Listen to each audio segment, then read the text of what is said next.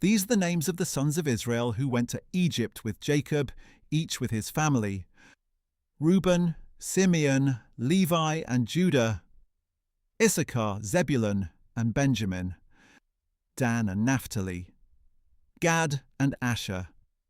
The descendants of Jacob numbered 70 in all, including Joseph, who was already in Egypt. Now Joseph and all his brothers and all that generation died. But the Israelites were fruitful and increased rapidly. They multiplied and became exceedingly numerous, so that the land was filled with them. Then a new king who did not know Joseph came to power in Egypt. "Look," he said to his people, "the Israelites have become too numerous and too powerful for us. Come, let us deal shrewdly with them, or they will increase even more, and if a war breaks out, they may join our enemies, fight against us, and leave the country." So the Egyptians appointed taskmasters over the Israelites to oppress them with forced labor.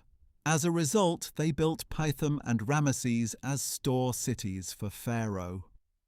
But the more they were oppressed, the more they multiplied and flourished, so the Egyptians came to dread the Israelites.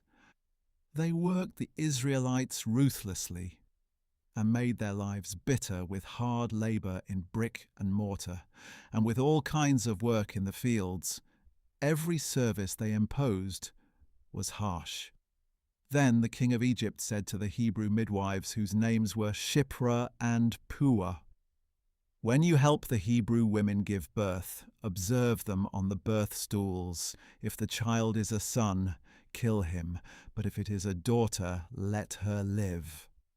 The midwives, however, feared God and did not do as the king of Egypt had instructed. They let the boys live. So the king of Egypt summoned the midwives and asked them, "Why have you done this? Why have you let the boys live?"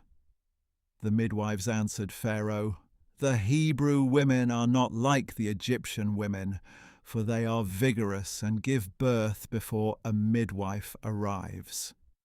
So God was good to the midwives, and the people multiplied and became even more numerous.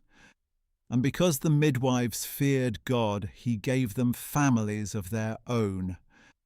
Then Pharaoh commanded all his people, "Every son born to the Hebrews you must throw into the Nile, but every daughter you may allow to live."